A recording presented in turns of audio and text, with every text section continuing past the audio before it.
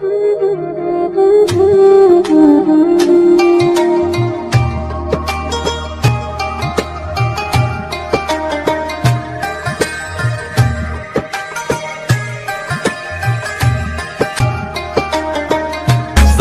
now and press the bell icon. Never miss an update. سامعین اکرام، اب میں اصل مقصد کی طرف رجوع کرتا ہوں۔ تاریخ انسانی شاہد ہے کہ خطابت نے چمنستان عالم میں کیسے بڑے بڑے کارنامے انجام دیے ہیں۔ خطابت نے ایمان و یقین کی شمع روشن کی ہے، رشد و ہدایت کے دریا بہائے ہیں۔ اس نے انسانوں کو قید و بند کی زندگیوں سے آزاد کرایا، مظلوموں کو ظلم و جبر کے خلاف علم بغاوت بلند کرنے کا حوصلہ دیا ہے، ظالموں کی حکومت میں تباہی مچائی ہے، کمزوروں کو اپنے حق کے لیے لڑنا سکھایا ہے۔ اس نے قلعوں کے قلعے فتح کیے ہیں، میدانوں کے میدان جیتے ہیں۔ خطابت نبی کی زبان سے نکلی تو دعوت و ہدایت بن گئی، جب وائس کی زبان سے آشنا ہوئی تو نصیحت بن گئی، جب مجاہد نے اسے اپنایا تو نعرہ انقلاب بن گئی، جب کسی قائد لیڈر نے اسے اپنایا تو ترانہ سیاست بن گئی۔ الغرض خطابت و تقریر نے ہر زمانے کے اندر الگ الگ رنگ و روپ میں اپنا جوہر دکھایا ہے، کیونکہ خطابت میں جادو ہے، تاثیر ہے۔ لہذا اس مقصد کو انجام دینا بھی دشوار کام ہے، اس لیے ایسے شعراء مقرر کی ضرورت ہوتی ہے جو اپنی جادوئی آواز سے امت مسلمہ کے نوجوانوں میں فکر و تدبر، جوش و امنگ، عقل و شعور، شوق و عمل کا جذبہ پیدا کر دے، قرآن و حدیث کا درس دے کر فتح و ظفر کا سامان تیار کر دے، اسلام پر نئے نئے شبہات کا ازالہ اتنی عمدگی سے کر دے کہ معترضین حضرات اس کے ٹھوس دلائل کو سن کر تائب ہو جائیں۔ بلا شبہ تمام تر خصوصیات صفات تشریف فرما علماء اکرام کے درمیان موجود ہے۔ شاعر کہتا ہے، خطابت وجد میں آئے تو پھر ہتھیار بن جائے، خطابت وجد میں آئے تو پھر ہتھیار بن جائے، کبھی نیزہ کبھی خنجر کبھی تلوار بن جائے۔ خطابت کی گل فشانی مسلم ہے زمانے میں، خطابت کی گل فشانی مسلم ہے زمانے میں، یہ نجاشی کے آگے جعفر تیار بن جائے۔ سامعین کرام، میں اپنی باتوں کو زیادہ طول نہ دیتے ہوئے میں اس بزم کی سب سے پہلی کڑی حافظ مہتاب عالم کو دعوت دیتا ہوں کہ وہ آئے اور اپنی باتوں کو ہم سامعین کے سامنے رکھے۔ حافظ مہتاب عالم مائک پر۔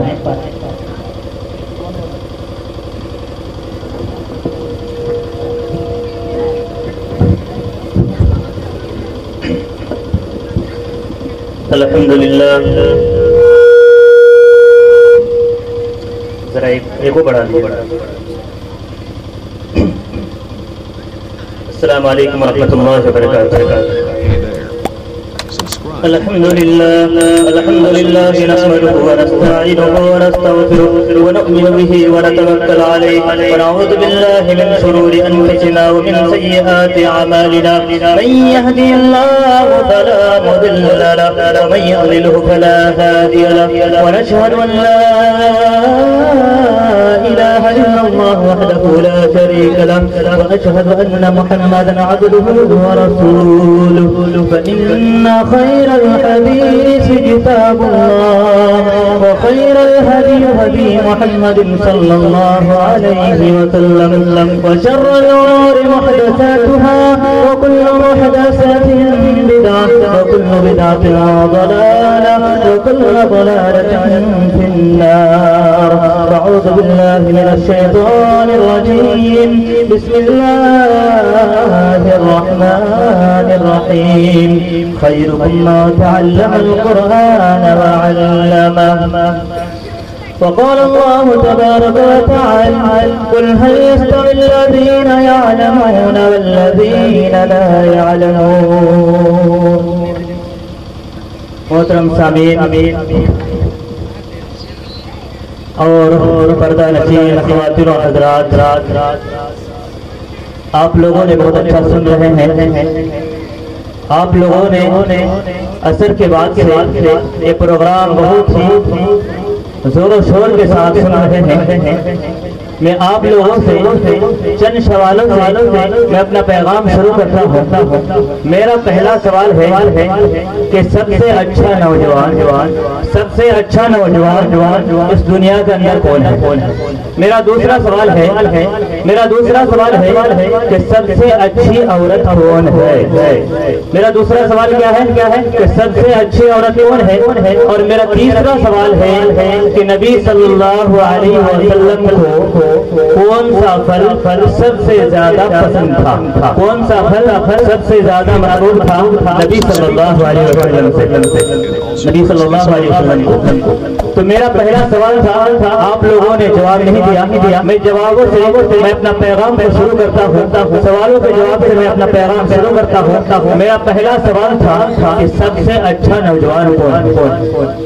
سب سے اچھا نوجوان ہے جو اپنے وقت کو ضائع نہیں کرتا، جو اپنے وقت کو ضائع نہیں کرتا، جو اپنے وقت کو علم میں، جو اپنے وقت کو عبادت میں گزارتے ہیں، جس کا نام بھی اچھا ہو اور جس کا کام بھی اچھا ہو، وہی سب سے اچھا نوجوان ہے۔ میرا دوسرا سوال تھا کہ سب سے اچھی عورت کون سی ہے؟ سب سے اچھی عورت کون سی ہے؟ تو سب سے اچھی عورت جس کا نام بھی اچھا ہو اور جس کی کام بھی اچھا ہو اور جس کی کام یعنی جس کی سیرت بھی اچھی ہو اور جس کی صورت بھی اچھی ہو، سب سے اچھی عورت ہے۔ میرا تیسرا سوال تھا کہ نبی صلی اللہ علیہ وسلم کو کون سا پھل سب سے زیادہ محبوب تھا؟ نبی صلی اللہ علیہ وسلم کو کون سا پھل سب سے زیادہ محبوب تھا؟ تو نبی صلی اللہ علیہ وسلم کو تربوز کا پھل سب سے زیادہ محبوب تھا۔ تربوز کا پھل گرمی کے مہینے میں ہوتا۔ محترم سامعین، علم کا حاصل کرنا تمام مسلمانوں، عورتوں اور مرد پر فرض قرار دیا۔ میں آپ سے سوال کرتا ہوں، وہ کون سی شے تھی جس نے آدم علیہ السلام کو ملائکہ سے افضل بنا دیا؟ وہ علم کی دولت ہے۔ جب رب کائنات نے قرآن کریم کو اتارا تو سب سے پہلے آیت یہی اتری جس کا تعلق علم سے، یعنی اقرأ باسم ربک الذی خلق۔ اسلام کے پاس بانوں ایک بوڑھیا کا واقعہ نظر آتا ہے کہ ایک بوڑھیا نے مجاور کو بلایا۔ لوگ کہتے ہیں بڑھیا چالاک نہیں ہوتی، لوگ کہتے ہیں عورتیں چالاک نہیں ہوتی، لوگ کہتے ہیں کہ بچیاں چالاک نہیں ہوتی، بچیاں بہت زیادہ چالاک ہوتی ہے، عورتیں بہت زیادہ چالاک ہوتی ہے۔ کہ ایک بڑھیا مجاور کو بلایا، اس نے گھر میں کھیر پکائی، کھیر پکانے کے بعد مجاور کو بلایا فاتحہ کھانے کے، یعنی بریلوی لوگ بھی فاتحہ کھانے کے لیے ایک مجاور کو بلایا۔ مجاور نے کھیر کھانے کے بعد پلیٹ کو بھی چاٹنا شروع کر دیا۔ کھیر کھانے کے بعد پلیٹ کو بھی چاٹنا شروع کر دیا تو بوڑھیا نے کہا پلیٹ چاٹ رہے ہیں، کتنا بے شرم آدمی ہے کہ پلیٹ کو بھی چاٹ رہا ہے، پورا کھیر تو کھا گیا ہے، اس کے بعد پلیٹ کو بھی چاٹ رہا ہے۔ بوڑھیا نے کہا مجاور نے کہا کہ میں مدینہ صاف کر رہا ہوں، تو بوڑھیا کو غصہ آ گیا کہ ہانڈیاں لا کر دے دی اور کہیں کہ یہ ہانڈیاں بھی چاٹ دو، ہانڈیاں بھی صاف کر دو، یہ مکہ ہے اس کو بھی صاف کر دو۔ وہ شخص نے مجاور نے ہنڈی کو بھی صاف کر دیا۔ اس کے بعد بڑھیا کا اور زیادہ غصہ، وہ کیا کرے گا؟ اب وہ بڑھیا کہہ رہی ہے اتنا بے شرم آدمی ہے، ہانڈی کو بھی چاٹ گیا، کھیر کو بھی چاٹ گیا، سب کچھ چاٹ گیا۔ اب ہم نے اس بڑھیا نے ہنڈی کو پلٹ دیا اور کہا کہ یہ حجر اسود ہے، اس کو بھی چاٹ گیا۔ ملے جو دودھ میں چاول،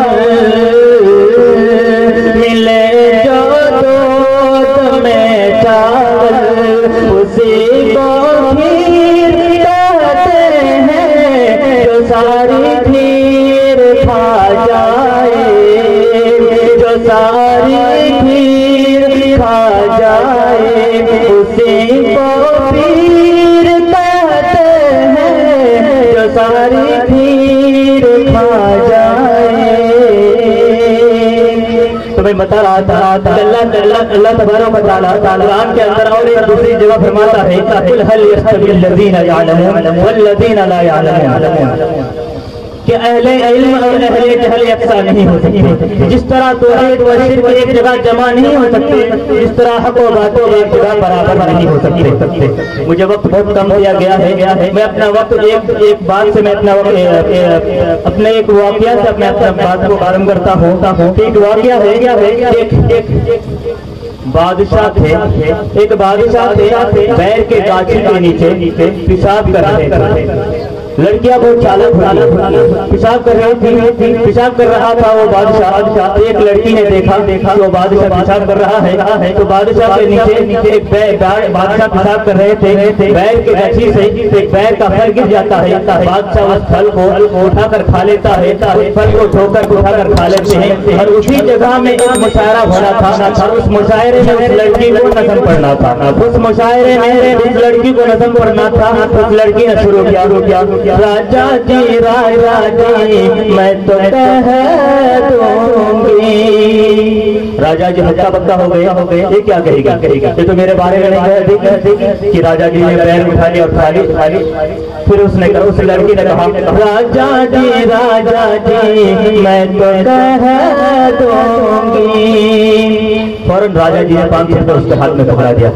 بولا اب تو نہیں بولے گی. پھر نے کہا پھر اس لڑکی نے پھر سے کہا راجا جی میں تو کہہ دوں گی. اب راجا جی نے اس کو 2000 روپے پکڑا دیا. پھر اس لڑکی نے کہا کہ شاید راجا جی کو بہت اچھا لگ رہا ہے. پھر نے اس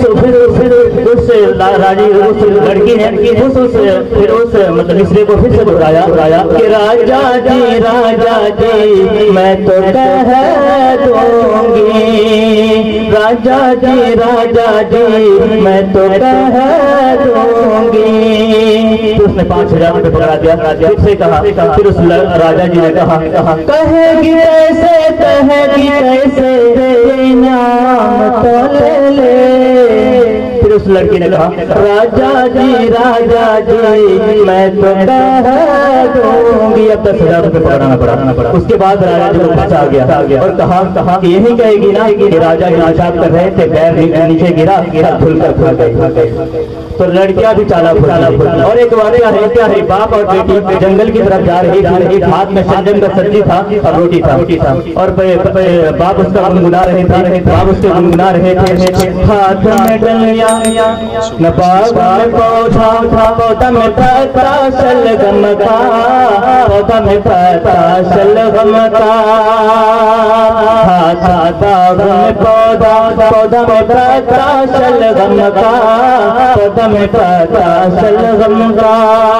اس کی بیٹی نے کہا اس کے آگے اگر یاد نہیں آ رہا ہے ہم اس کو ملا دیں، ہم اس کو آگے بڑھا دیں. تو اس باپ نے کہا کہاں بڑھا دو تمہاری اگر ہمت ہے تو بڑھا دو. عورتیں بہت چالاک ہوتی ہے، بیٹیاں بہت ہوشیار ہوتی ہے. اگر چالاک بیٹی ہوں گی تو بہت معاشرے کے لیے بہت اچھی ہوں گی.